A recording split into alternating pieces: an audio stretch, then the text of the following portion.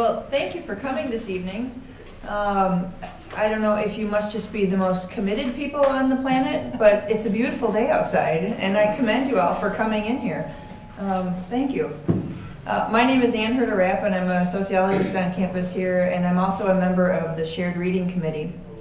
And I've been asked to moderate this panel this evening. And our focus this evening is on local sustainability. And throughout the discussion this evening, I think you'll find that the group focuses on some of the more positive kinds of steps that we can take. Can you speak into the microphone? Sure, it's not picking it up, sorry. Thank you. So throughout the evening, we'll focus on the more positive steps that we can take in creating sustainable and livable communities. And I think it'll be a discussion that centers on more meaningful, more joyful, and sustainable relationships and communities.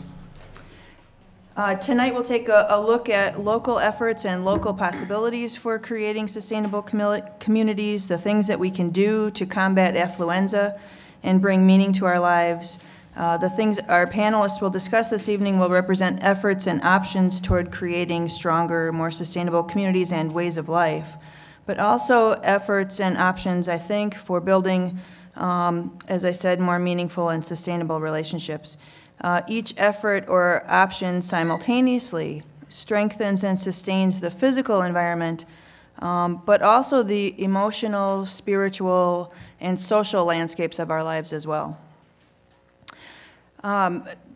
Before we jump into the individual segments, I'll introduce each of our guests actually right before they talk, but I want to remind you, you received as you came in half sheets with evaluations. It's an opportunity to evaluate tonight's forum, and we certainly do hope to hear from you, so please drop those off on your way out. But let's go ahead and get on with the business of tonight's panel and exploring the ideas that they bring to the table. I've asked each panelist to provide background and insight into their respective areas, and after each has spoken, we'll open it up to questions from the floor, and they'll have microphones that mobile microphones, they'll move around the room to catch your responses. So please, we hope that this will be an engaging and interactive dialogue about ideas, so bring your questions to the table as well. Let's begin this evening then with Connie Sexauer. Connie is a professor of history here at UWMC. She received her PhD in history from the University of Cincinnati. Her teaching interests center on women's history, urban history, local history, and public history. Her research explores cultural institutions, civic involvement, and showing her roots, St. Louis history. Tonight, Professor Sexauer will speak about grassroots reform movements in American history. Thanks, Ann. I, too, was part of the Shared Reading Committee, and it was a very difficult task for us to pick the book that we were going to use. And I think that it has worked quite well with the community and certainly with the students. As most of you know, for close to 8 months now, our community has been studying the topic of affluenza, that compulsive consumerism and overconsumption and how it affects our lives as well as society as a whole. We have learned that the authors of the book of Affluenza, and many others too, believe that the disease of affluenza is what ails the United States today. Hopefully, after reading, studying, and discussing this book, we can come to some understanding of this problem and perhaps solutions that help us to become more concerned about the social ills and then move to a better way of life. One solution may lie in grassroots involvement for positive change. A grassroots movement is one driven by the members of the community to create social change. Grassroots organizing is based on the power of the people to take collective action on their own behalf. Grassroots organizing power rests in the strength of ordinary folks working to influence people to change their ways, as well as to influence people in powerful positions, whose power always depends on many, many people. The power of grassroots movement is not one of money, issue expertise, or even relationships to decision makers. Rather, the conduit for change lies with education, awareness, and action on the local level. Community action is the foundation of change in this country, and it is the bedrock of American independence. 15 to 20 years before the American Revolution, people in local communities gathered together and discussed changes to their life imposed by the interference of the British government. It was the local community activism on the regional level that led to mass dissent through protest, boycotts, and organizing to question the problems that the people were facing. Pamphlets, newspapers, town meetings, and letters of correspondence all helped to unite people into a common alliance for change, a change that resulted in the establishment of a new nation. In the early and mid-19th century, reform movements brought people together, and they focused attention on abolition, temperance, improvement in the conditions of prisons and mental institutions, changes to education, and concern for the rights of women. Work by reformers led to the successful amendments that abolished slavery, defined citizenship, and gave black men the right to vote. Other changes occurred in prison systems and mental asylums, as well as issues dealing with temperance, women's rights, and education, though those moved more slowly, and for the most part, those last three were not solved until the next century.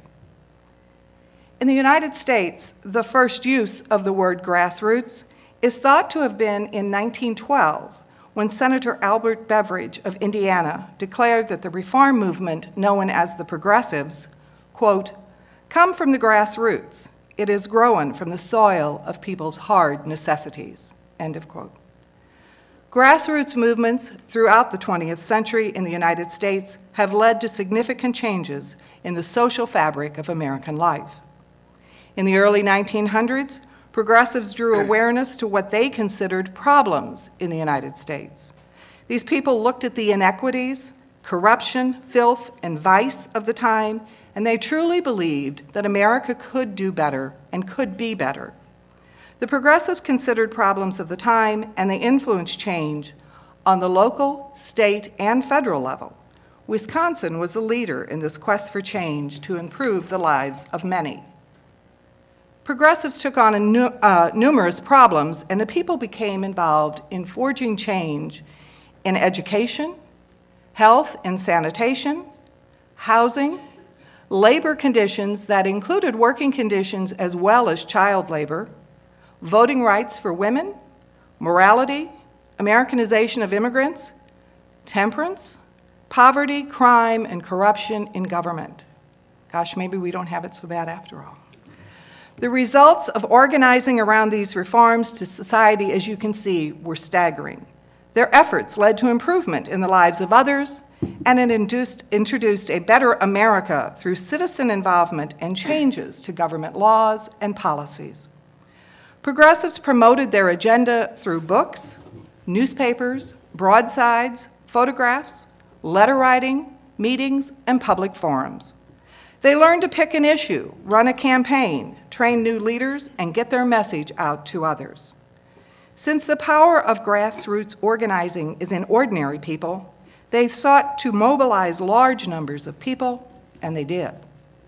The movement permeated from the local and state level to the national in a time before radio, television, and computers. The success of organization from the progressive presents a model for other grassroots movements to follow.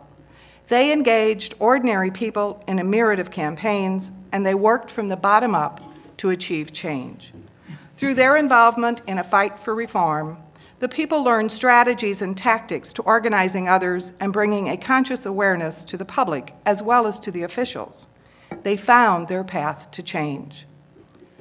Grassroots movements fueled by anger, energy, and a commitment to democratic processes continued through the 20th century when the people saw a need for change and they tried to formulate that change. The Great Depression of the 1930s was also a time of extraordinary popular upheaval, as farmers, unemployed, veterans, elderly Americans, socialists, and communists organized marches in the streets and in Washington, calling for relief and justice. The demands centered on economic security for workers and the aged. At the height of the ravages of unemployment and national economic collapse, local groups joined their crusade for a better way of life. Improvements came about in work as well as lasting changes, such as the Social Security Act. In the 1940s, the Victory Gardens, recycling centers, and the civil defense units helped to unite the people on a local level as they busily joined home front efforts to help a nation at war. In the decades of the 50s, 60s, and early 70s, grassroots organizing brought attention and need for change, and that change focused on social justice and equality to improve the lives of African Americans, Native Americans, Latinos, Asian Americans, as well as the youth, the elderly, those with disabilities, and the gay community. Tactics for change during that time resulted in sit-ins, public demonstrations, marches, picketing, consciousness raising, educational forums, and freedom rides. In addition, grassroots movements published pamphlets, newspaper, magazine, and journal articles, books, and academic papers to promote an awareness of problems and a call for change. Radio and television exposure helped to deliver the message of inequity, and through action, opportunities did open in education, employment, housing, access to loans, and protection from oppressive sources.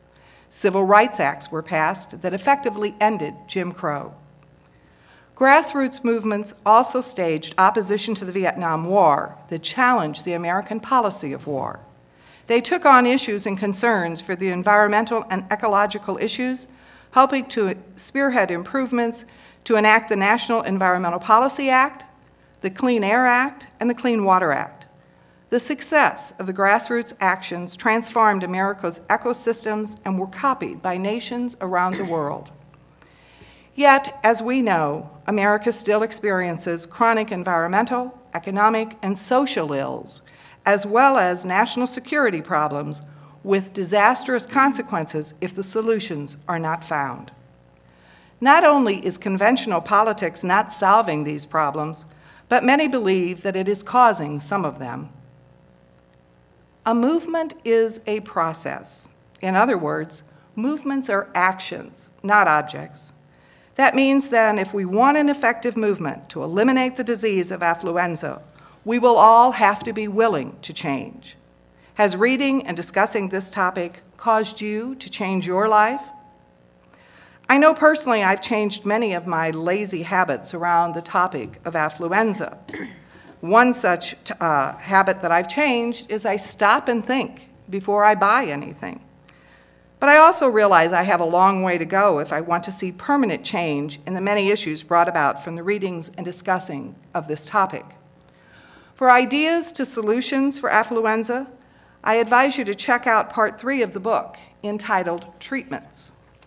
But I also have some other suggestions. I ask you to stop what you're doing and to evaluate ways to change your life personally. I also ask, and some of you probably still in the community have not read the book Affluenza, perhaps have even attended a lot of these forums that we've had, I'd like to see you read the book. I think it would help you to get a better understanding. We also have 2 videos on affluenza in the UWMC library. That might be a good thing for you to watch. Other ways that you can consider this topic are reading books on the subject that discuss solutions. For instance, Judith Levine's Not Buying It, and a book called A Simple Life. There's a great bibliography at the end of this book that also gives you some leads. Check out internet sources for solutions and grassroots organizing. Join a study group or organize a group you already belong to on this topic. Check out the blog site on the campus website for others that are interested in this topic. Go ahead and get others involved through grassroots activities. Hopefully, this community read has brought you to an awareness of a topic most of us have given little thought to, and you already are working for change in your personal life as well as the grassroots level. But if not, take the challenge to lead a movement by bringing up the idea of grassroots involvement within your neighborhood, your church, and community organizations. Thank you.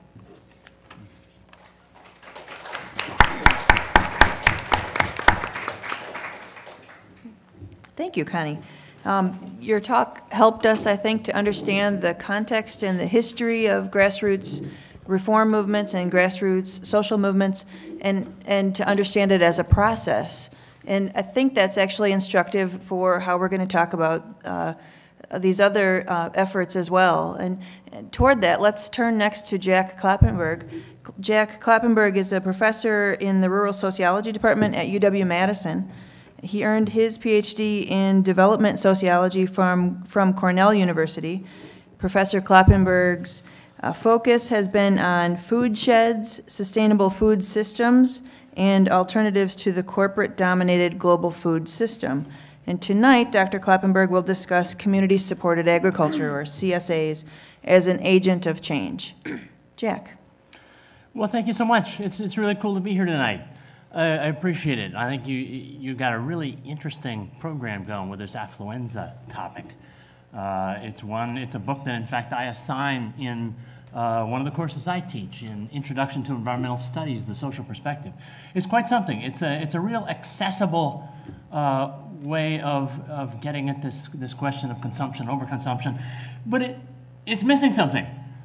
There's almost nothing in Affluenza about food. And in fact, there's little that connects us more intimately to the environment than what we eat. And that's what I'm going to talk to you a little bit about tonight. Thinking locally about consumption and sustainability. Well, what's possible with food? And you see here what may be too characteristic of the way we eat in this country now. But one of the things we've done down in Madison is take a look at the different ways, the alternatives that there are in which we can sustain ourselves with the food that we put in our mouths 3 times a day and more. You know, the health of the land, the health of our own bodies, and the health of our communities is deeply attached to the food we eat. Our bodies in particular. If you take a look at that chart there from 1970, and you compare it to the chart in the year 2000, it turns out that each of us in the United States, on average, is eating about 278 pounds more food each year than we were 30 years ago. You know, in a world in which 2.7 billion people are living on less than $2 a day, that's really unconscionable. And in fact, it is way above the sort of the recommended daily allowance that each of us actually needs to sustain our own bodies healthily. In fact, our overconsumption of food and overconsumption of the types of food that we have. Reese's Pieces for breakfast, I mean, chocolate's fine, sugar's fine. I like sugar, I like chocolate, I like animal fats. But Reese's Pieces for breakfast serves none of us in this room, unless you're working for General Mills, or unless you're working for the advertising agency that's spending $40 billion a year, or one of the advertising agencies that is receiving the $40 billion a year that is used to advertise food in this country. To advertise sugars and animal fats, and to encourage us to eat them in quantities that are not healthy for our own bodies, as you can see by the rising rates of type 2 diabetes as kids who've grown up not exercising sufficiently and eating Reese's Pieces for breakfast get type 2 diabetes. Cancer's tied to diet and way of life. The way we eat now is not good for our own bodies. It's not sustainable for the land either. How do we produce the food that goes into what many of us are eating? When you take a look at that wheat field there, and there's no more tall grass prairie, there's no more bobolinks, there's no more meadowlarks there, and the monocultures that you see here are produced through reliance, addiction to agricultural chemicals. Keep out pesticides in the irrigation water. I was in Hawaii, came over a hill, and by God, there was a set of pineapples that was every bit as monocultural as what you see here in North Dakota and what we see in Iowa with the corn. And what happens when you put agricultural chemicals, too much fertility, too much animal manure on row crops that runs off the Missouri, runs out of the upper Mississippi watershed, out of the Ohio, excess fertility, the soil that's washing off and comes down to the Gulf of Mexico here. And what you get is a dead zone, as the fertility runs off, you get algae blooms, you get hypoxic zones in which there's no more oxygen in the water. If you can't swim away, you die. There are now 40 of these dead zones around the world at the mouths of rivers that are draining agricultural areas. Reliance on energy. The oil we eat takes us back to Iraq, and in fact, the food that we put in our mouths is deeply laden with oil. It's not, so, you know, the way we eat is not sustainable for our own bodies, not healthy for our own bodies, not healthy for the land, nor is it necessarily healthy for the communities in which we find ourselves. The World Trade Organization and the North American Free Trade Agreement has pushed very cheap American corn down into Mexico, displacing an awful lot of Mexican campesinos who, where do they go if you can't sell your corn anymore, if the price is too low for you to survive? Where do you go? Well, you come to Wisconsin. The people who are milking the cows that you find around you right here in Marathon County are from Mexico. And the reason they've come here is because they can't make a living on their own land, if they have their own land. What about our own farmers? Well, I took that picture right outside of Madison, and it's kind of symbolic of the way in which if you want dollar meals at the prices that farmers are getting, you're not going to have as many farmers on the land as you are anymore. And this kind of advertising for McDonald's on an old abandoned farm seems to me to be quite evocative. And then, of course, just right down here in Jefferson, Wisconsin, who's making the money off the cheap corn and off the cheap milk and off the cheap beef? It's companies like Tyson, who are looking for, well, if there's immigrants that we can pay cheaper than we can the people in Jefferson, if we can get Somali immigrants, then let's bring them in, let's break the union, and they've done it. So the way we eat is not necessarily sustainable for you and I, for our communities, for our own bodies, for the beings with which we share this earth, for the landscapes with which we share this earth.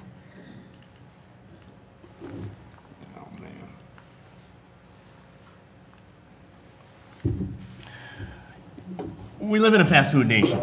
It's benefiting a set of companies like Philip Morris, who owns Post and owns Maxwell House, owns Oscar Mayer, owns Kraft, owns Philip Morris, which they're, and, you know, the people who will sell your kids cigarettes are no more interested in their health when they produce food.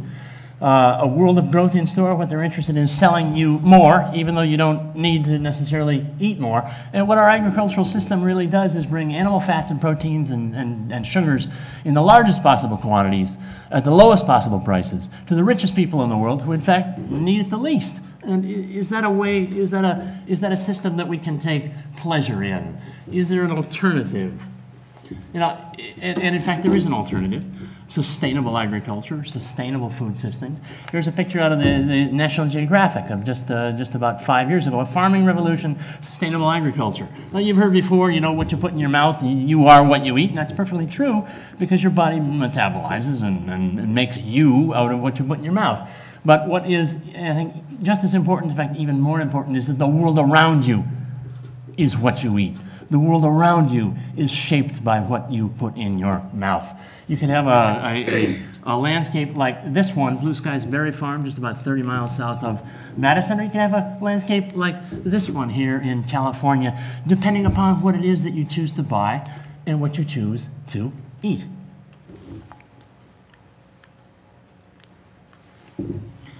Now, you know, that's kind of the dark side of things. I think that we do need to change the way we eat in this country. But you know, nobody likes to have fingers pointed at them and say, don't eat the Reese's Pieces, don't go to McDonald's. Can we find pleasure in the alternatives? As Wendell Berry says, extensive pleasure, not the pleasure of the mere gourmet, not just the flavor of food, but what you know about the food, where it's come from, who's produced it, that it has been produced sustainably.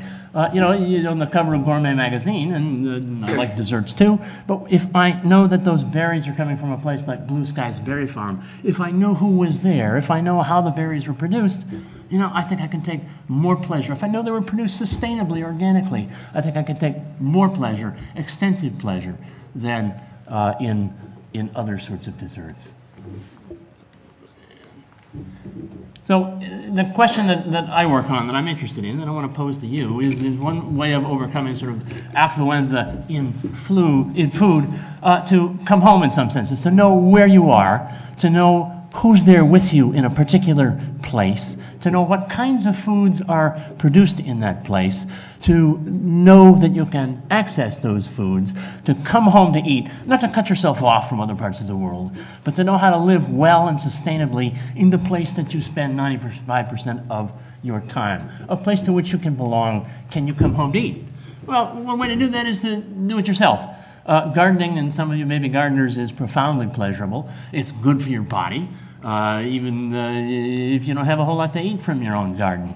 Good for your body to get that exercise. But if you produce for yourself, you can produce, dragon tongue beans, that lovely yellow and purple splashed bean right there. You can have sun gold tomatoes. You can dry it off. You can have wonderful, simple, elegant, delicious food in which you can taste your own sweat and your own labor and find extensive pleasure that way.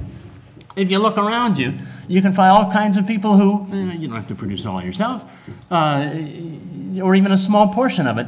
People who are in your place with you who are interested in sustainable organic production in the same way that you're interested in sustainable eating. And I can get it from Paul Earhart and Robert Pierce and Kristen and Judy Hageman and Scott Williams and Tricia Bross, all of whom have got their own farms and from whom I can purchase food from farms like these, from TP Produce and Judy Hageman's Snug Haven Farm here. The alfalfa and the corn in the front here are not hers. These hoop houses are hers, and I've been getting spinach all winter from her. This is from California. Wherever you are, Marathon County, Dane County, if you're outside of Santa Cruz, California, you can find Blue Heron Farm. There are people there that you can connect to find ways to eat sustainably.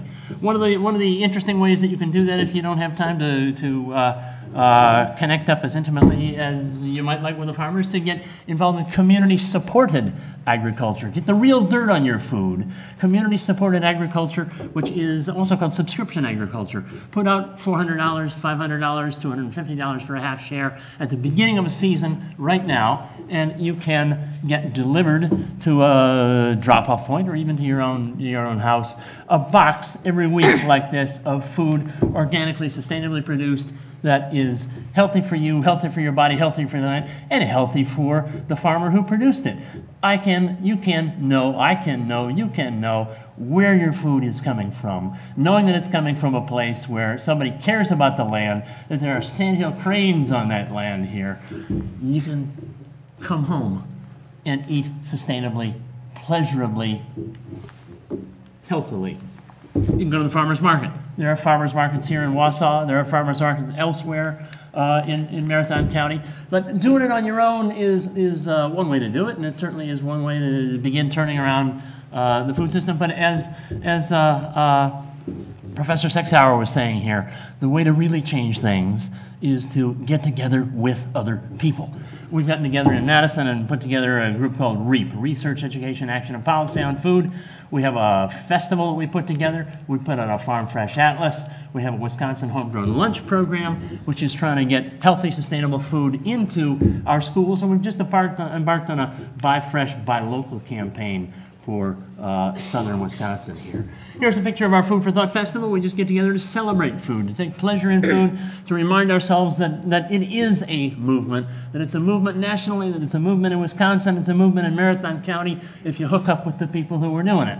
We have our Food for Thought Festival right off the Capitol Square here to have fun, enjoy things, get the organizations that are in Madison together to remind us of who we are and that we are doing it together. The Farm Fresh Atlas helps people identify, and here's the 2006 version. The 2007 version is coming out actually this weekend, and the Farm Fresh Atlas locates the farmers, describes who they are, and one of the things that I'm most proud of in working with REAP is that we've spun off this atlas into 4 other different places in Wisconsin, including yours here in the Central Sands area, in the central Wisconsin.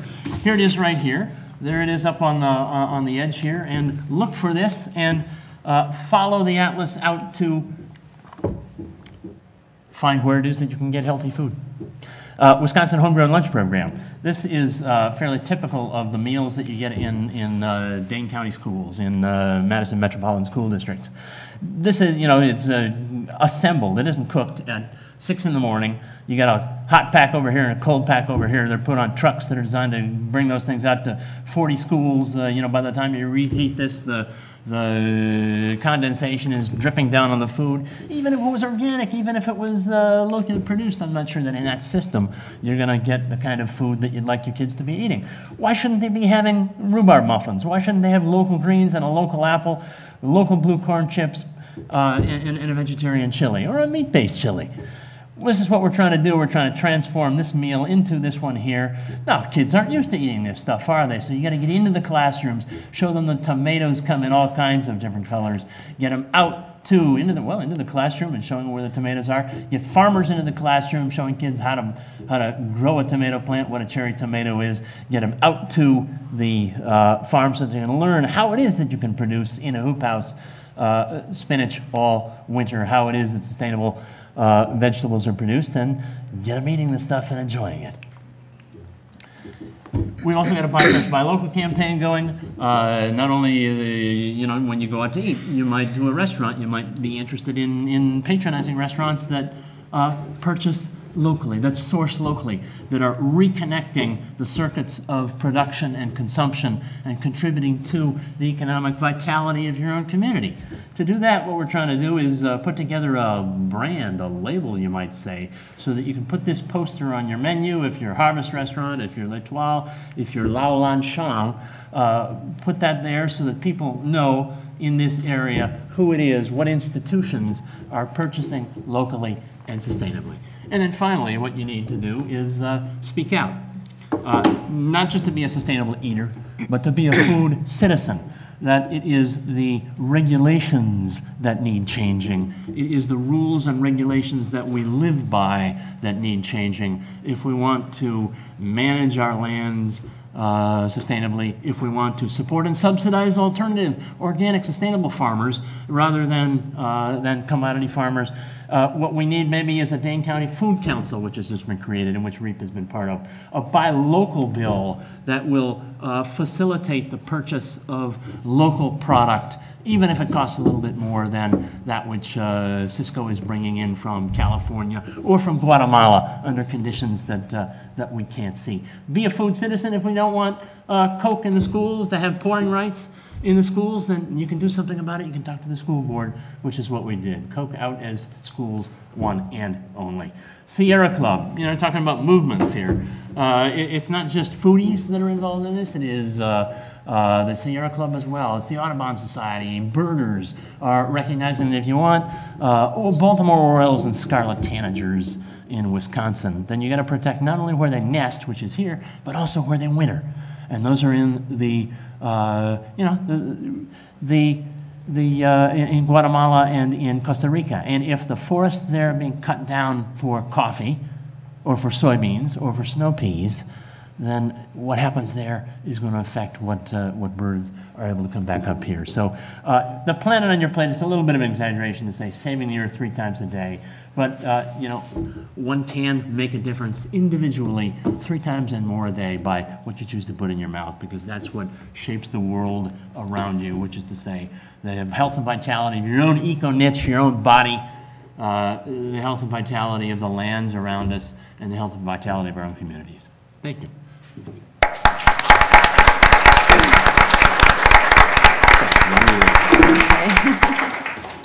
Thank you, Jack. That was wonderful.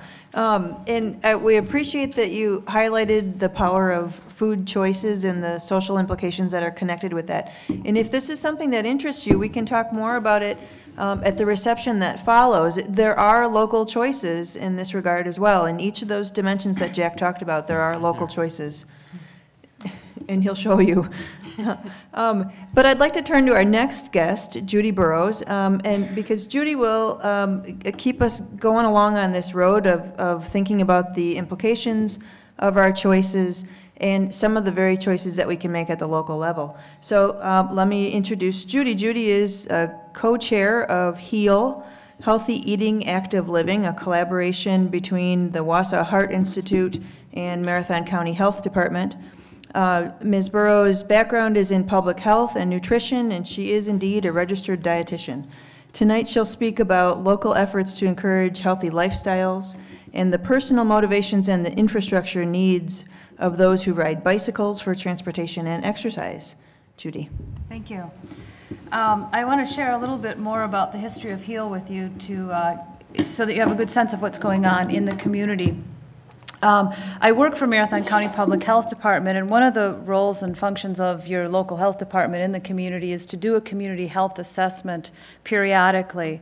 In 2003, we completed that process again. We do it about every 3 to 5 years. And at that point, we had identified 6 health priority issues in the community of Marathon County. One of those was obesity. We decided as a steering committee that we didn't want this to be another report that sat on the shelf and said, oh, look, we have 6 big problems, and there they are. It's all beautiful, and it's in a nice little bound booklet, and that's really nice. Our work is done. We decided instead to create a movement around these 6 issues. And so we looked at our steering committee and said, well, who wants to do what? Myself and Sue Gantner, my co-chair, were nominated and self-selected to become the chairs of the group in Marathon County that was going to address obesity. So we kind of looked at each other and said, well, what do we do about that? That's a pretty big problem. And we set out to collect information from people to find out how they felt about the whole issue. We had lots of discussion and lots of people engaged in those discussions. And the first thing we needed to do was rename ourselves because nobody wanted to join the obesity group. It sounded too much like Weight Watchers or something, so we decided we needed something catchy. And we came up with Healthy Eating and Active Living because we all realized that in order to change the status of obesity, you need to look at both of those factors, what you're eating and how much you're moving. So HEAL was born in 2003, and we've been around for 3.5 years, roughly. And the organization is really a coalition. It is a grassroots effort, as has been described to you. We have 95 members of our coalition, and we started with, of course, a smaller group coming together and saying, well, where do we start?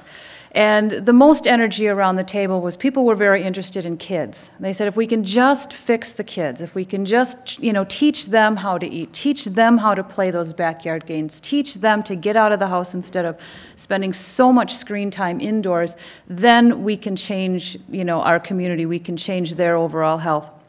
So we focused on youth, and we began a project with schools, which I'll tell you a little bit more about in a minute. The second focus the second thing that we decided to do is a few of us had a little sidebar conversation and said, well, that's great. We can send the kids to schools, we can work with the school districts to change their menus and to get the soda machines out of school and to teach them things about food in the school and to serve them healthy meals. But when they get home, then what happens? Mom comes screaming into the bus drop-off zone, picks up the kids, zooms out, goes to McDonald's, picks up the Happy Meal, and off she goes to the next thing, and that's the lifestyle. So we decided we needed to focus on parents too, because parents are, kids will feed them, they'll eat the spinach, they'll eat the celery, they'll eat the star fruit, they'll eat whatever. If you show them how to cut it up and how to fix it for themselves, they love to try those things. But we needed the parents to come along too. So our second project, our second work group, has become focused around adults. And we know adults are busy, and so our target audience, we're looking for them in their workplaces. That's pretty much the best place for us to find them.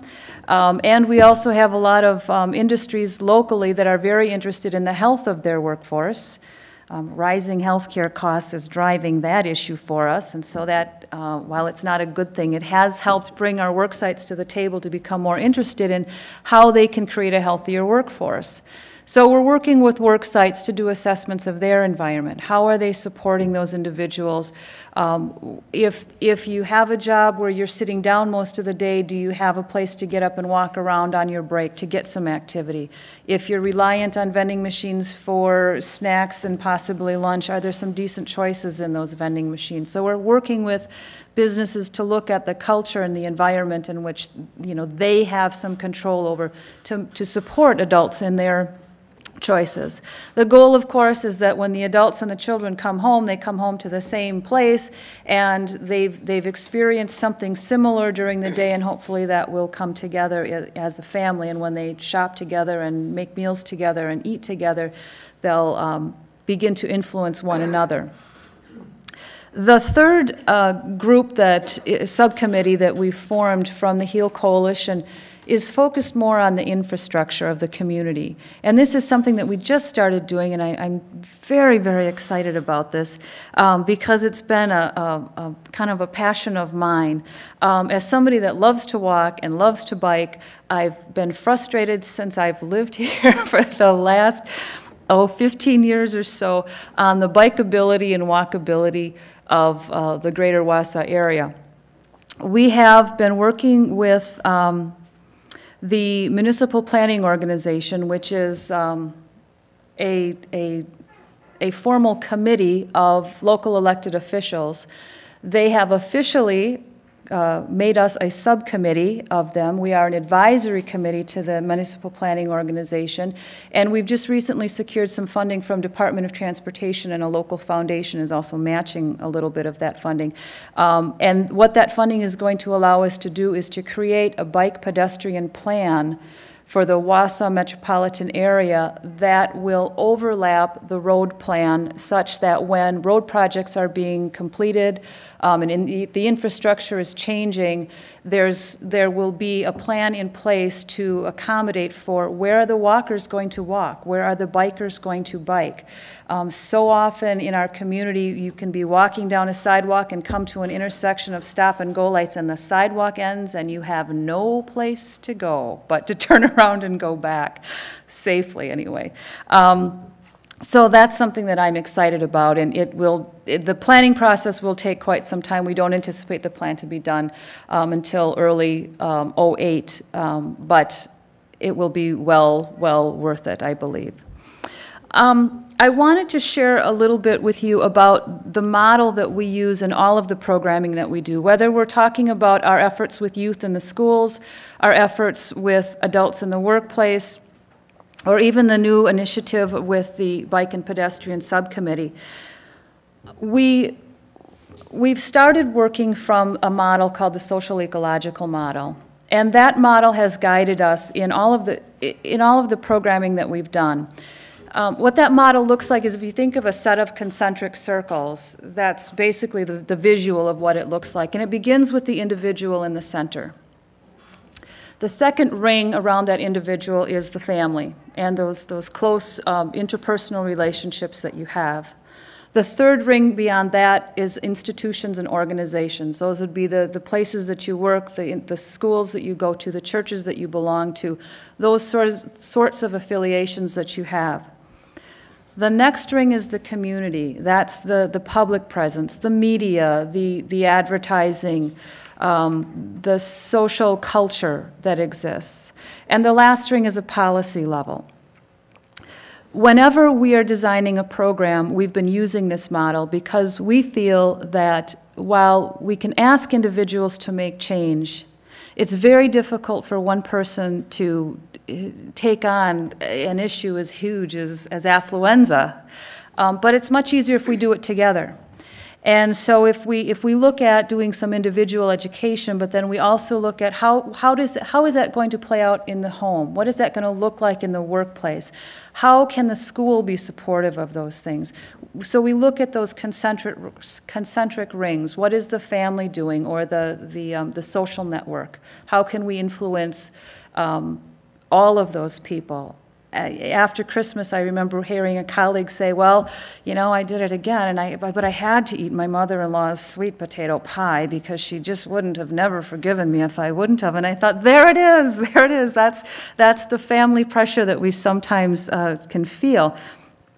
That next ring of the organizations and the institutions, working with the school districts to try to help them come up with a meal that is, you know, not only much more pleasurable to look at, but much more tasty, and has a much better nutrient quality overall as well.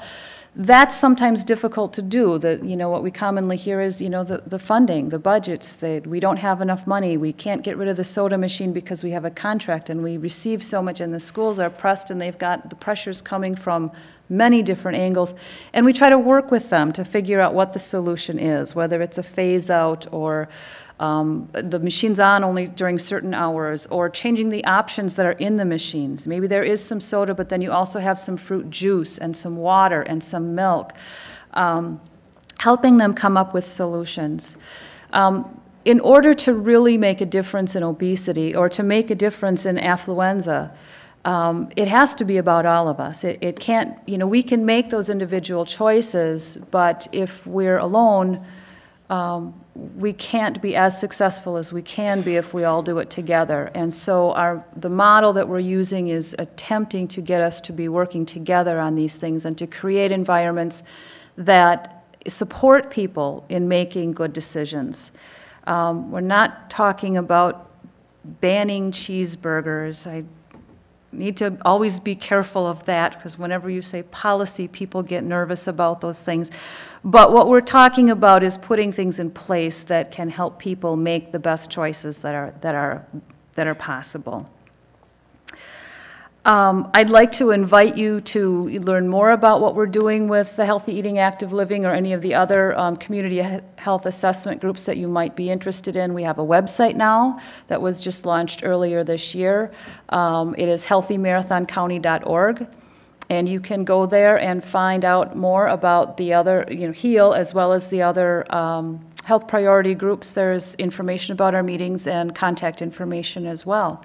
So I encourage you to get involved. We're trying to make a difference locally, and this is another way for you as an individual to help us.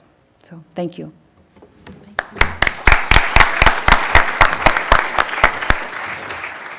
Thank you, Judy. I think it's probably no coincidence that Madison, often dubbed one of the best places to live in the country, is also simultaneously the most bike-friendly, the most walker-friendly, and essentially, you know, supporting that kind of self-propelled transportation makes communities more livable and sustainable. And toward that, Lisa McKinnon, our final guest today, will focus on sustainable communities and some local efforts toward that. Let me introduce Lisa. Lisa is the Policy Director for 1,000 Friends of Wisconsin, an organization that advocates for healthy rural and urban communities and the protection of the state's economic, cultural, and natural resources. She has a UW Law degree. Her work with 1,000 Friends focuses on developing and advocating for responsible and sustainable land use policies, as well as eco-municipalities, which Steve Sandstrom, our guest last week, touched upon. Tonight, Ms. McKinnon will share a Sustainable Communities Toolkit for local governments. Lisa? Thanks, Ann. Is this on? Thank you. Thank you all for coming tonight on such a nice evening. I'm just going to talk, we've talked about a lot of the issues that communities and individuals are confronting with respect to sustainability and with respect to consumption, and I'm going to talk just briefly about a tool that is now available, and this is something that I co-authored with a number of UW Extension colleagues recently.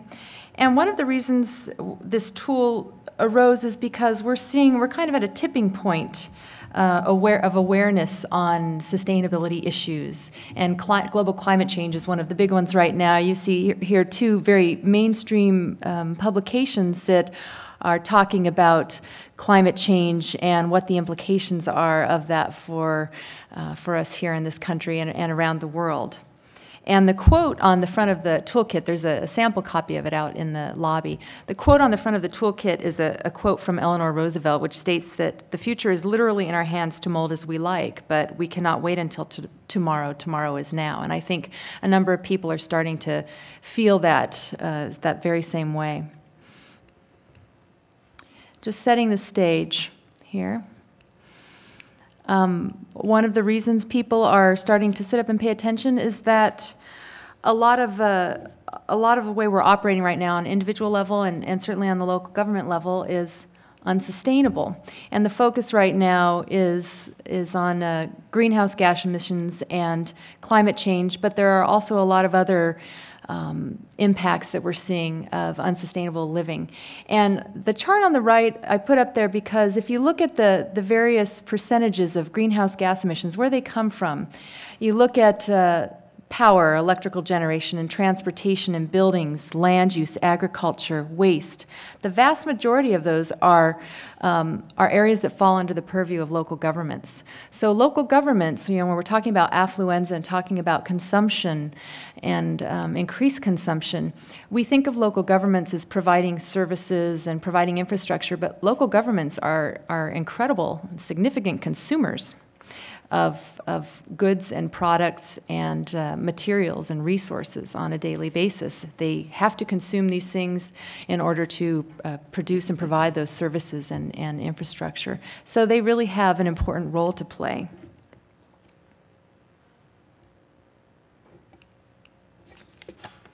And it's a time of great challenge, as we're hearing all over. There's been a focus on public health issues tonight, increased obesity, increased incidence of disease related to environmental and lifestyle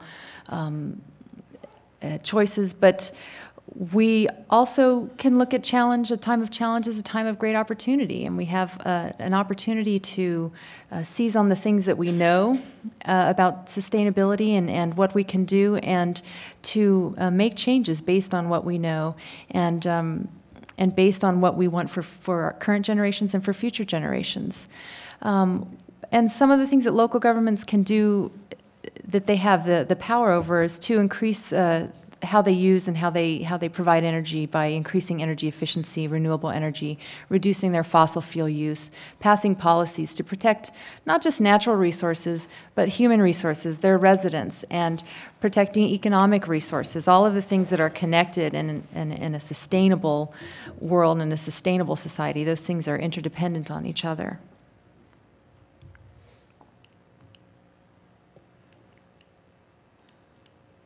There we go again. And some of the things local governments have the opportunity to do when they engage in planning that's aimed toward the goal of sustainability is to get into that grassroots issue, to engage residents in the community in a dialogue about what they value about their communities, what's working and what's not working so well, what they want their community to look like and function, how they want it to function, not just now, but for the future, and not just for one generation ahead, but it's a challenge for us to think in this way because we're a very fast-paced culture and society, and we want it now, and we tend to think about the now, but when we're talking about future generations, adopting the idea of 7 generations is really the way to go, really looking far out, even if we can't conceive of it on a very detailed level, recognizing that if we work within the ecological system's ability to support us, there is an opportunity for those 7 generations to have a quality of life down the road. And then local governments play a part in creating creative solutions that address social, economic, cultural, environmental challenges that we have right now. And so again, the argument here is that they do play a significant role along with the individuals walking alongside them.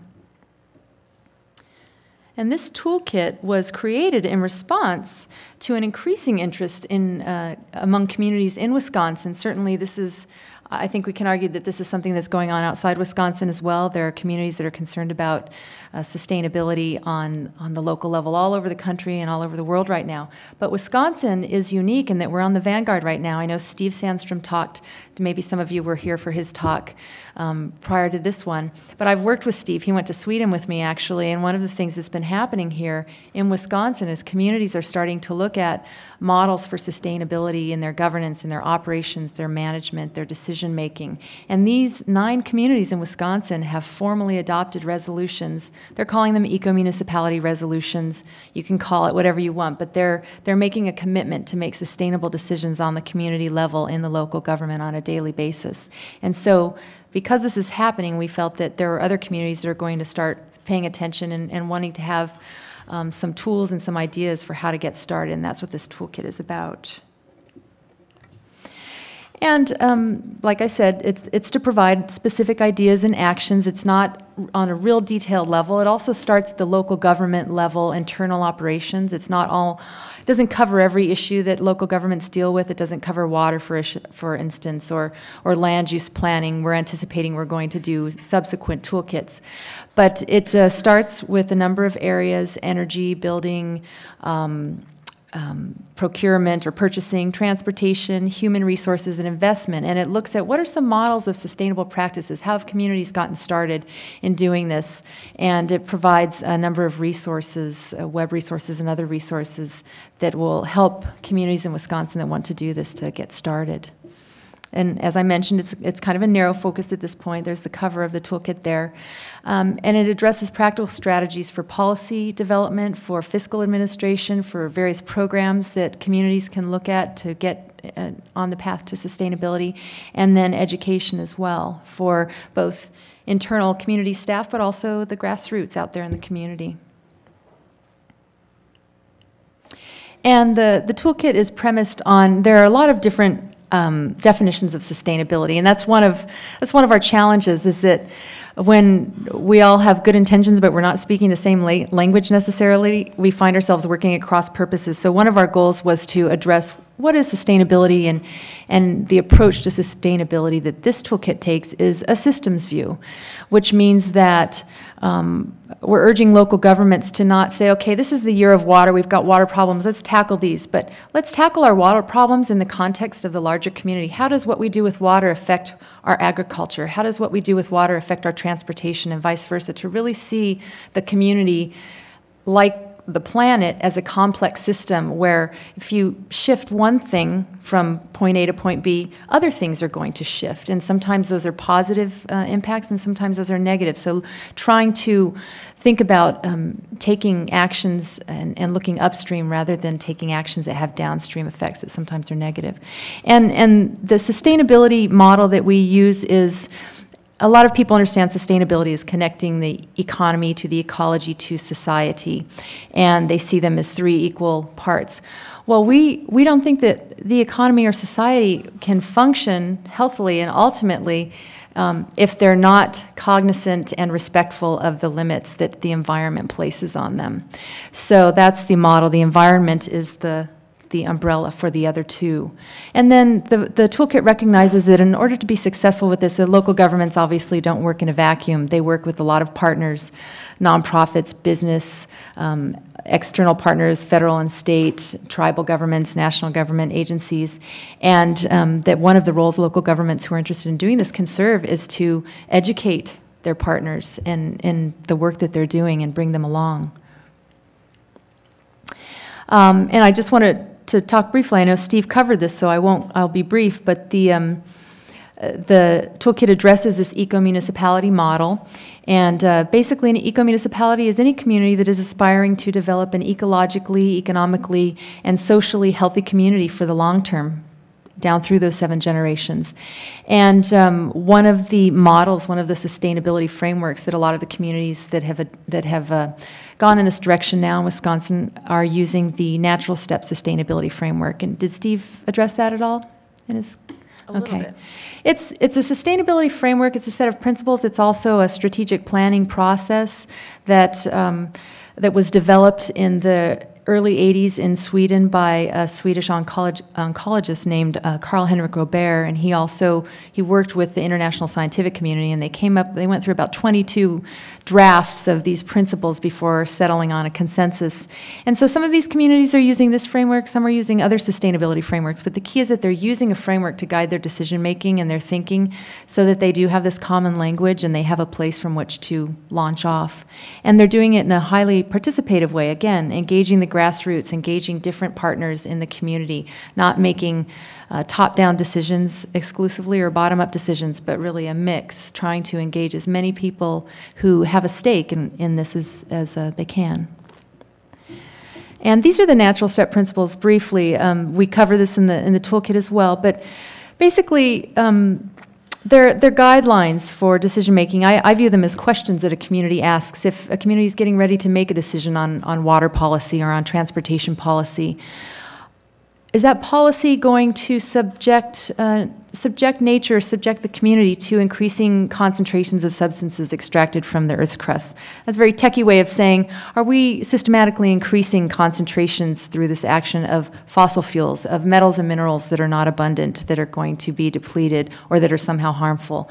Are we going to systematically increase substances produced by society that the ecological systems can't process in a way that allows them to continue to provide the services that we rely on a daily basis?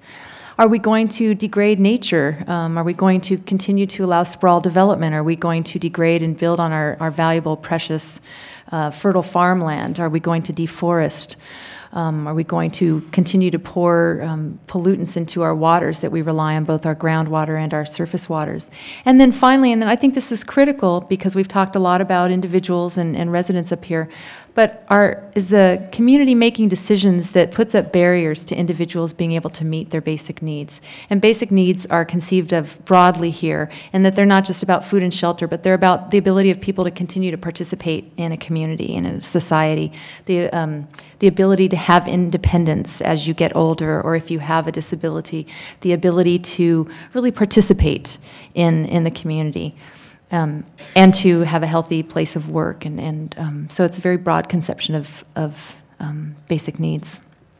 So I'm just going to go over a couple of the highlights of the toolkit. Obviously, energy's up there. And energy is something that a lot of communities are focusing right now. Wisconsin generates greenhouse gases linked to global warming at a rate that's about 1/3 faster than the national average. This was something that just came out in the journal Sentinel analysis it was in the last month. And the reason for that is the majority of our electricity, about 85% Wisconsin, comes from dirty coal generating power plants. And in addition to those, in 2005, Wisconsin imported 27 million tons of coal, or about 270,000 coal cars into the state to produce our energy. And obviously, a lot of this energy is going to fuel our homes, to heat our homes, to cool our homes in the summer, and a lot of what we do on the local government level also is affected by the type of energy we use. A lot of our local government facilities use a huge amount of energy. Our water utilities, for instance, use tremendous amounts of energy. So this affects the local government, and local governments have a stake in the decisions that are made on energy. So a couple of things that we talk about that local governments can do is they can improve their energy profiles, they can adopt policies and set targets. You're hearing a lot more now about local governments setting targets for energy reduction, conservation, or for bumping up the percentage of renewable energy that they're using for their operations.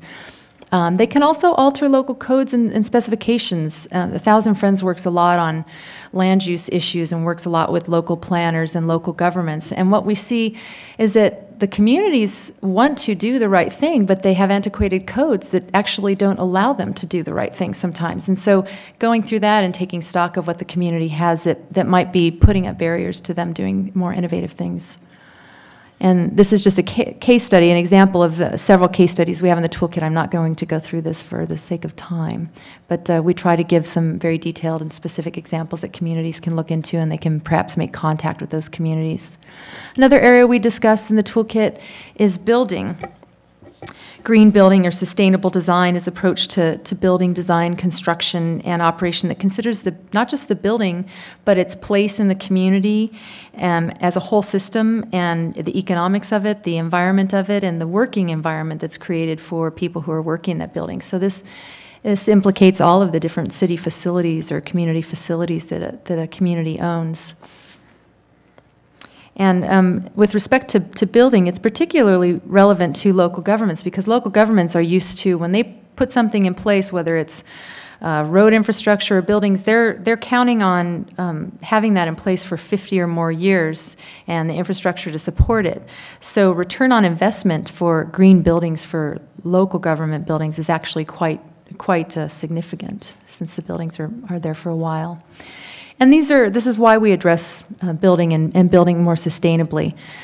Buildings account for almost 40% of total energy use, almost 40% of greenhouse gas emissions, 30% of the raw materials that we use, our natural resources in terms of wood and water and other materials, go into buildings, and 30% of materials that are landfilled.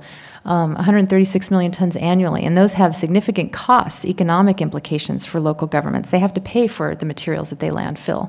So any reduction that they can make in that goes to their bottom line. And then we also address strategies and actions in the building. We do that across each chapter. So again, I won't go through these. This is a picture of a green roof that was just installed on the new engineering facility in the city of Madison. And this is having an impact on not just the water runoff issue. It's keeping about 50% of what would normally just run off into the street and into the city's sewer system, which then the city has to pay to treat. But it's also serving as an insulator and keeping more consistent temperatures in the building, so it lowers both the heating and the cooling costs for that particular facility. So there are some significant economic impacts for communities in going sustainable. Another area is purchasing, and I mentioned that communities are major consumers, and this is a very tangible case of that. Environmentally preferable purchasing is something that more communities are looking at right now, and this gets to all three of those areas, not just the ecological, trying to consume less toxic products, but also the economic. What we're seeing is that the products that are green products that communities are starting to use in place of more toxic traditional or conventional cleaners, for instance, are no more expensive. They set up different contracts with producers and with the people who procure those for them, and they end up if they might even save them money, but at the very least, it's a kind of a wash. And then you've got the issue of worker health and safety, and this is a big area that is also an area that communities are trying to pay more attention to. And Madison just signed a contract with one company that's going to provide for all of the city's operations, except for the Fine Arts Center, green cleaning products, and they're going to provide training for all the staff that use them and how to use those products so that they get the same results. Again, I've already mentioned the benefits. And then transportation, that's an issue that's come up tonight, and in the context of health. And certainly it's an area that communities have a lot of say and a lot of power to influence. With respect to transportation, it's one of the areas that affects everything. Our transportation choices, both on the personal level and on the government policy level, affect our public health, the environment, and our economy. And a local government has the ability to have really strong impacts on sustainability depending on what they do with their transportation choices. Some of the benefits of sustainable transportation policies that communities put into practice are clearly conserving natural resources, safeguarding and improving public health, minimizing and eliminating environmental impacts, serving the needs of workers, residents, and visitors by getting them from point A to point B, and reducing local government costs again, and encouraging local economic development. One of the things that 1,000 Friends works a lot on is trying to promote transit or transportation oriented development. And what we're seeing is that where transit hubs have gone in, it really spurs economic development. People want to be there because they know they're going to have their workers and their visitors and their shoppers are going to have one more manner of access to get to their businesses. So it supports that. Some of the strategies and actions that the toolkit addresses are considering, in terms of municipal fleet vehicles, considering creating bicycle fleets for employees. Some communities are doing this, and they're actually doing office pools where employees are guessing, how much weight are we going to lose by doing this, and they're, taking each other out to ball games or dinners or whatever based on this kind of friendly competition going on with a bicycle fleet. In fact, I was at a meeting the other day, and somebody came and he was panting, and he had a helmet, and he said, I had to get here, I was late, and I didn't have time to get the fleet vehicle, so I just jumped on the bike fleet. This was the City of Madison employer. I mean, it was a DNR employee. And he had a nice bike ride, and he got to the meeting on time. So some other examples are supporting those who walk, cycle, or bus to work through incentives and alternatives to parking. Some local governments are, instead of providing parking passes or parking spaces, they're giving that money back to their employees and saying, you can use this for health club membership or whatever you want for bus passes, so it's kind of a rebate.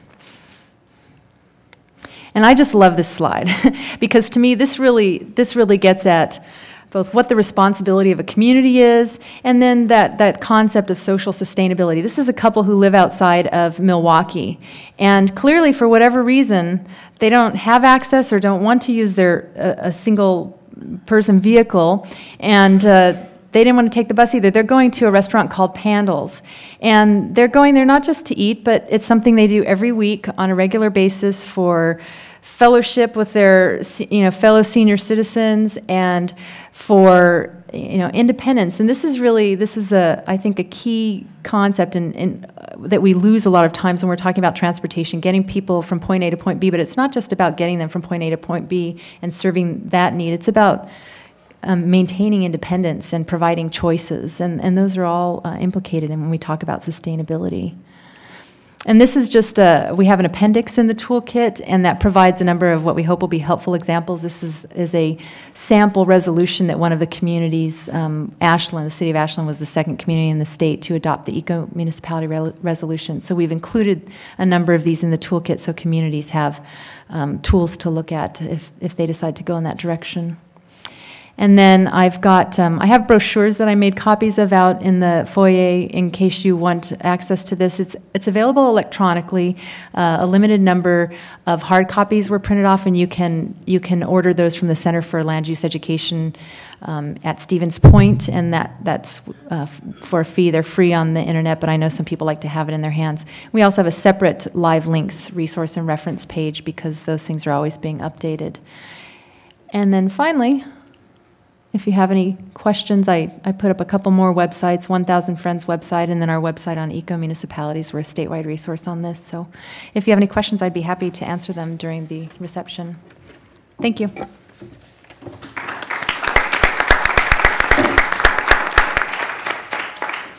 Thank you, Lisa. And thank you to all of our guests. I'm reminded, I teach a global social problems class, and there's a quote that always seems to inspire the students in the class. It's from Gandhi. The quote, "Be the change you wish to see in the world." And it always seems to really get them. But tonight I'm reminded of that because our discussion has been about personal level kinds of changes, but beyond that, grassroots changes at the community level. And how we might be able to, at the community level, be the change that we wish to see in the world. So I'd like to open it up to questions from the audience. If you have questions of our guests, I'm sure they'd be happy to entertain them.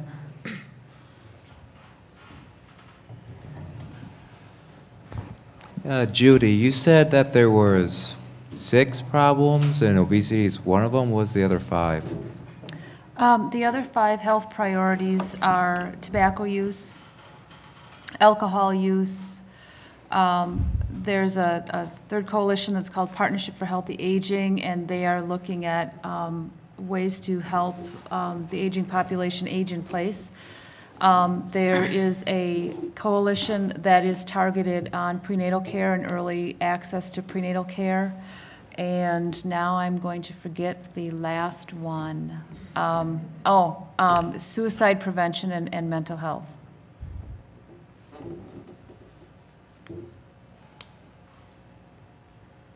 Other questions?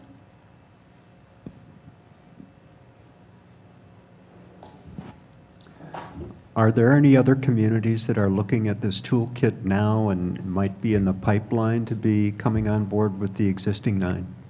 Yes, actually, I'm getting calls almost every day to come talk to communities. These ones are kind of on the forefront, and what's happened is that the mayors and the council members and the village administrators of these first 9 are now starting to talk to their colleagues in other communities. And I mentioned a tour to Sweden. I've been taking people to Sweden from municipal governments, from tribal governments, to see what they're doing there, and they're coming back and talking to each other.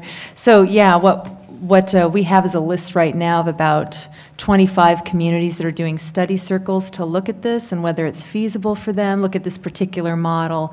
And was just in Baraboo a couple weeks ago talking to 125 people, and the mayor and the engineers in the city are very interested.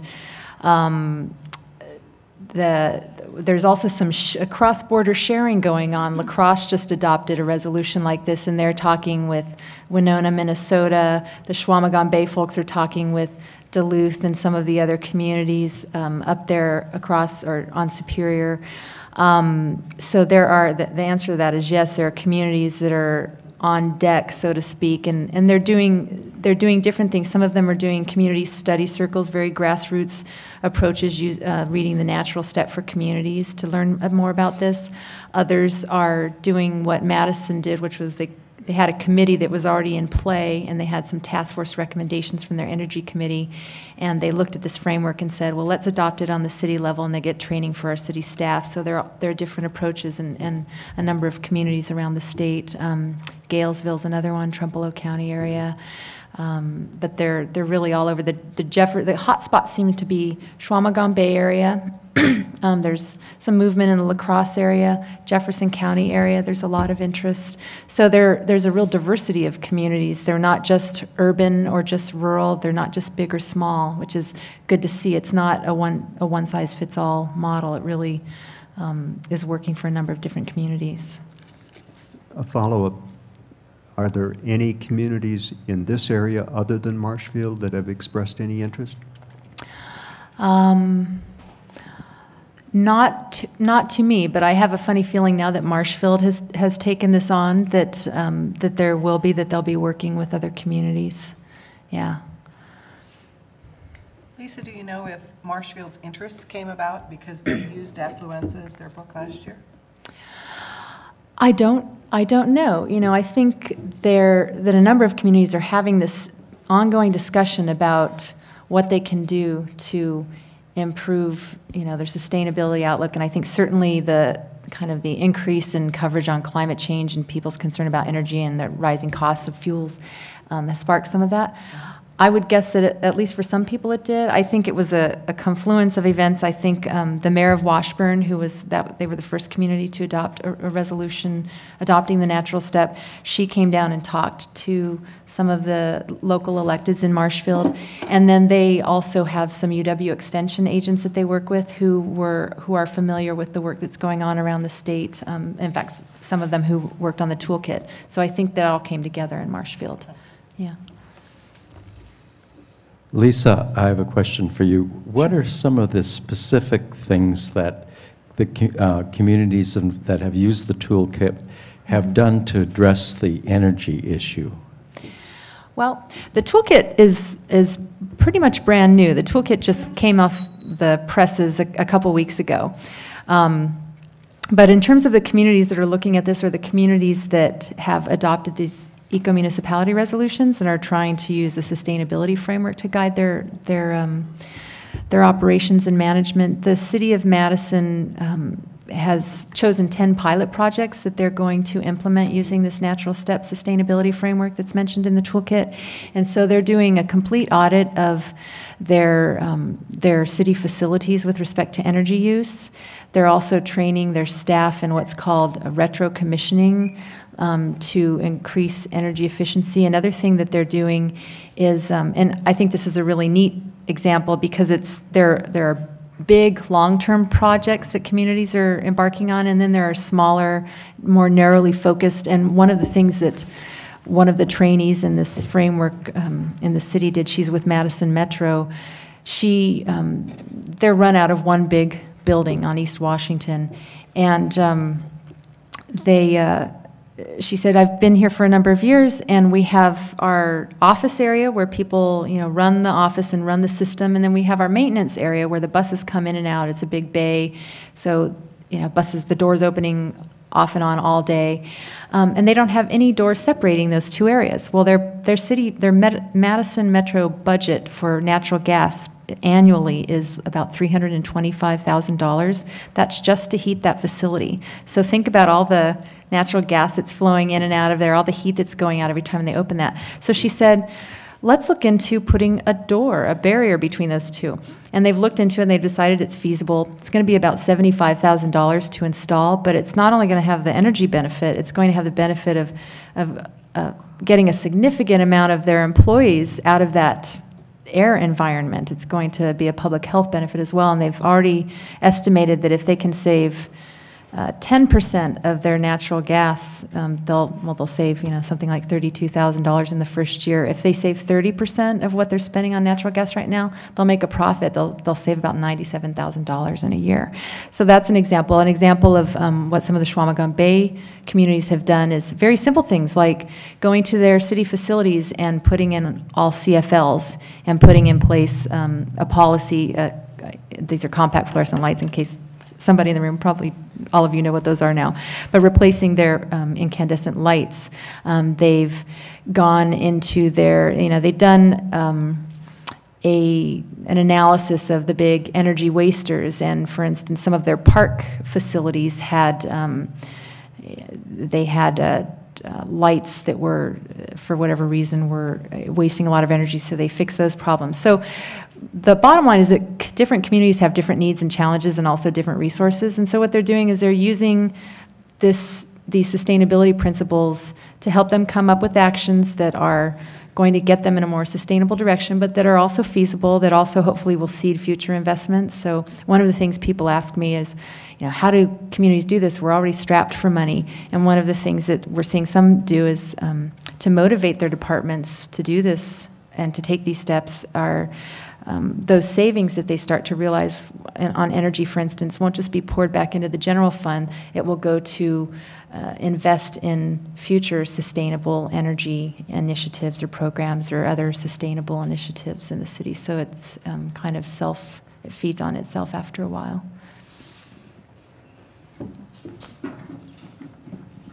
Judy, as you talk to the employers in our community, do you encourage them to do the bikes like she had talked about, encourage their employees to use bikes instead of their vehicles? Actually, we haven't had those kinds of conversations with them about encouraging them to do that. However, we are working with schools in that aspect. One of the initiatives that we've started with the schools is now actually a grant-funded program through the University of Wisconsin School of Medicine and Public Health. We were fortunate enough to be the recipient of one of their grants a year ago. And that program includes us implementing a program called Safe Routes to School, which is a program really that was initially designed around safety, getting kids to and from a school and back to their homes in a safe manner, but has the added secondary benefit of also increasing the physical activity. We've got a person consulting with us from the city of Eau Claire, and he's worked with the schools in Eau Claire and done 7 schools looking at the routes that children typically take to school, looking at the intersections, how to, for instance, if you have 2 streets running parallel, one you can put lots of stop signs on it and crossing guards, and it slows traffic down. On the other street, if you take some stop signs away, the vehicles tend to go to the route where they don't have to stop so frequently, which means there's less vehicular traffic on the road where the kids are walking, and it's safer for the kids. So we're looking at working with that program and doing that in 7 neighborhoods in the greater Wausau area. By doing that, and also by creating this metropolitan, if you can call us that, bike and pedestrian plan, what I'm hoping to see in a few years is better infrastructure, a better way for people to make it easier for them to bike and walk to work. Biking down Grand Avenue is many times putting your life at risk, and so we want to create an environment that's going to support that.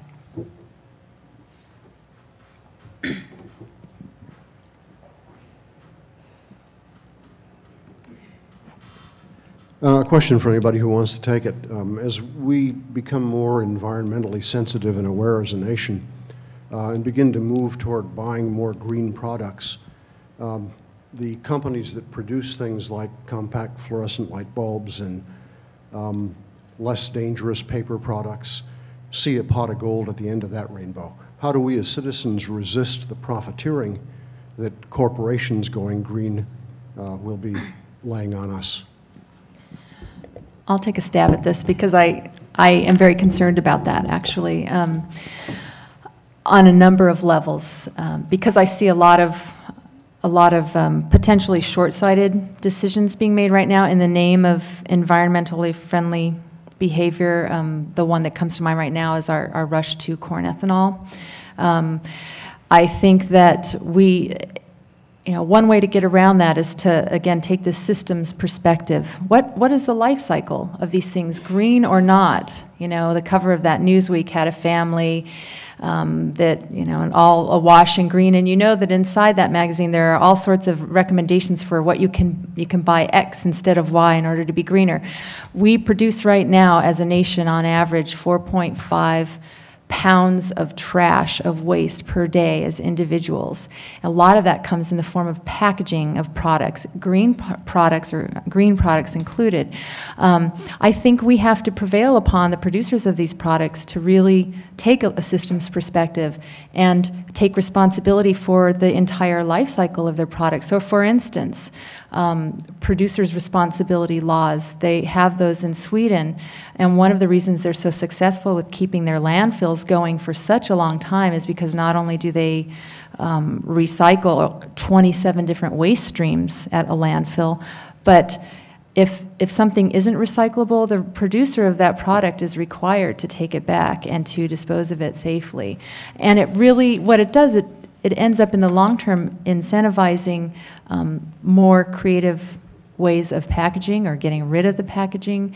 But I think that gets down to personal responsibility too. That the whole concept of affluenza, asking, do I really need this? Whether it's a greener product or not, is there another alternative to what I can do? When I first married my husband and met his parents, who were Depression era family, I always marveled at the tiny pieces of tinfoil my mother-in-law would keep on the counter just in case she might need them.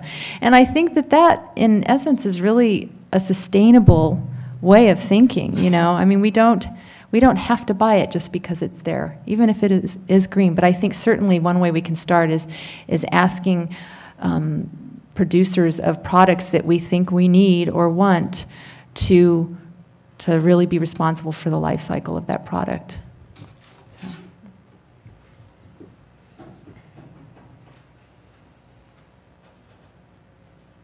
Run, Laura.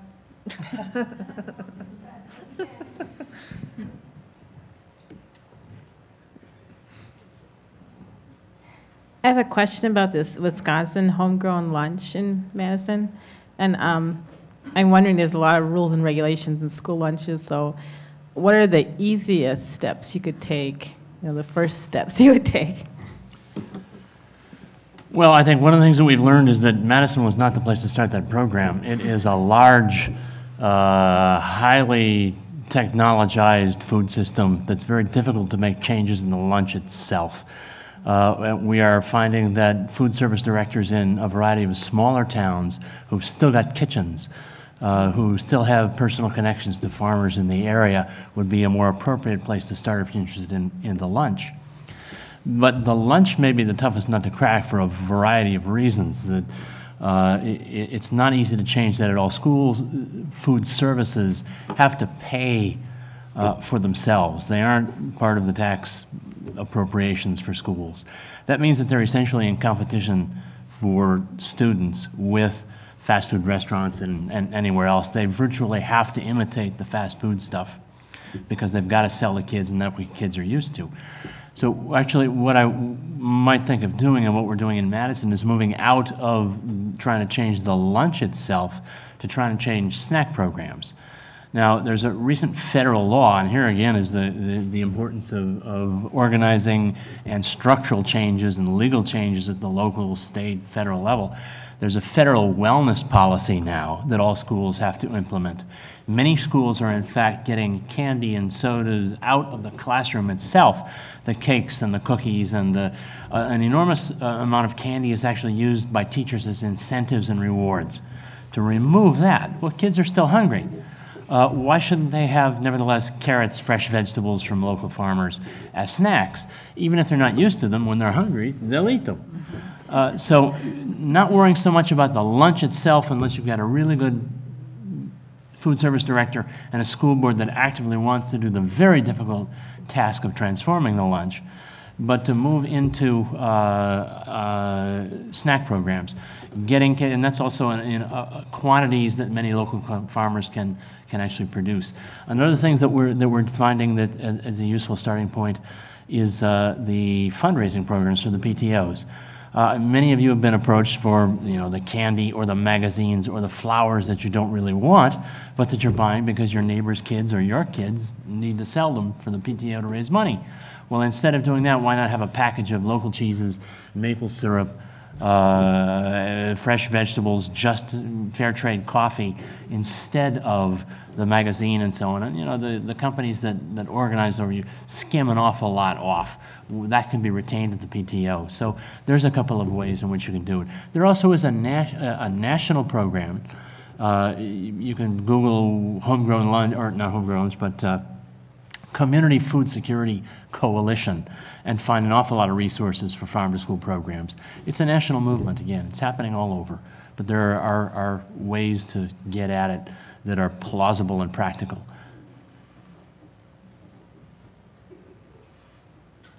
Great questions. Any more? Real practical, nuts and bolts kind of stuff. All right, this one's probably going to go to Lisa. Why aren't we using geoenergy? I'm sorry? Why are we not using geoenergy?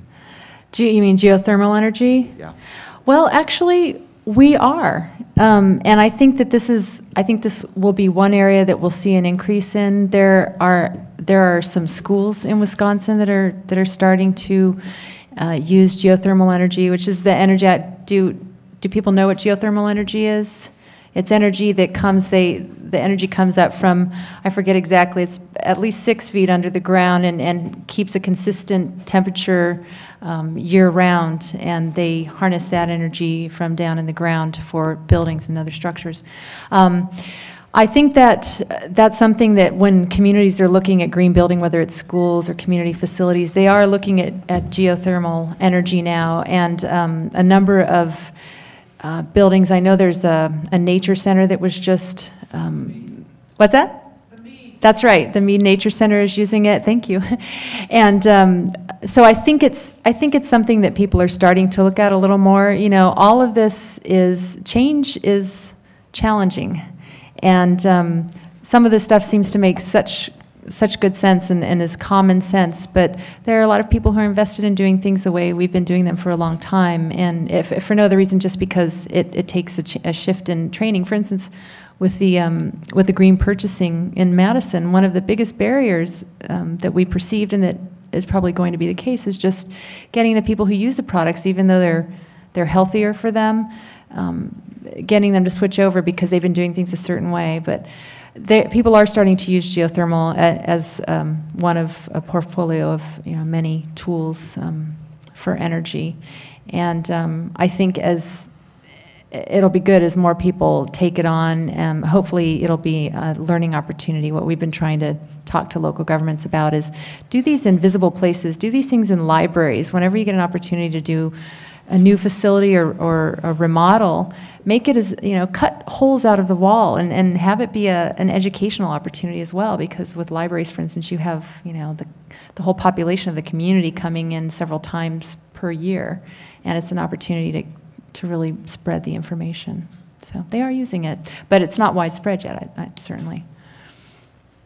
I think we can continue some of these conversations in the terrace room after, but let me make a couple of final remarks. There are 2 remaining events in the Affluenza series yet this semester. On Tuesday, May 1st, writer Bill McKibben will be on campus, and he'll deliver his talk, Deep Economy, What Would Happen If We Took Happiness Seriously.